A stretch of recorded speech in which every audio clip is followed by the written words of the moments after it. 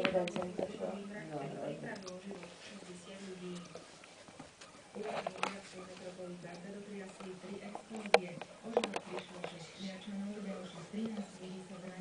Najhoršia z explózií sa odohrala v východnej časti mesta.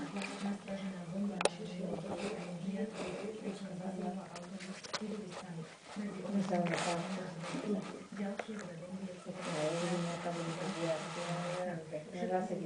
namierené na iracké policajné vojaky.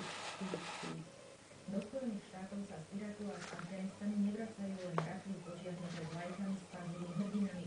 Sú to aj vojaci, ktorí prišli po bojových operáciách o končatiny. O ich počtoch sa už v médiách hovorí menej.